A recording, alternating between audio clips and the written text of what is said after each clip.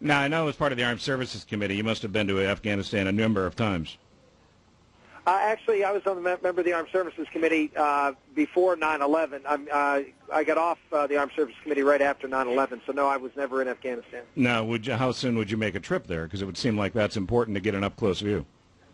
Yeah, I think it is. Obviously, you can get, as I have, I get reports from people who are there. I talk to both generals as well as politicians who come and other folks who, and as well as not generals, but people who have served there both as contractors and as and military personnel. So I get a fair amount of briefings from folks and try to keep a sense of what's going on there. But clearly, as president, you're going to have to visit the war zones, and we would certainly do that. I would think it would not be necessarily an easy thing to do, but I would think civilian clearance to go there now would make a heck of a statement. Any interest in doing that?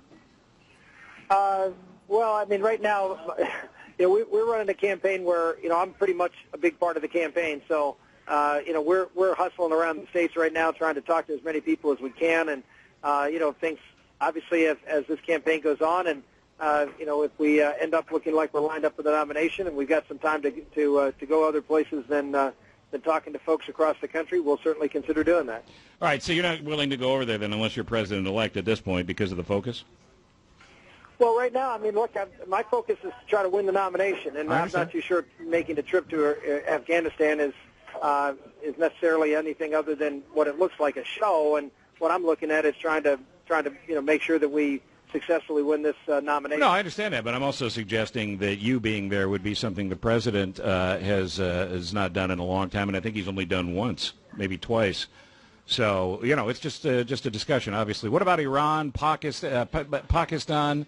Certainly in the 90s when you were on the Armed Services Committee, those trips must have happened, I'm thinking. Well, we don't travel to Iran, number one. Well, we don't now, but there was a time in the 90s.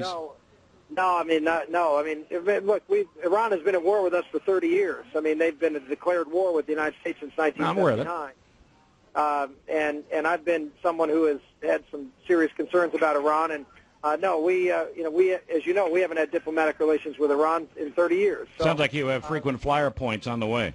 No, we don't have a lot of frequent flyer points. No, I'm saying sounds like you're going to be able to rack up a few.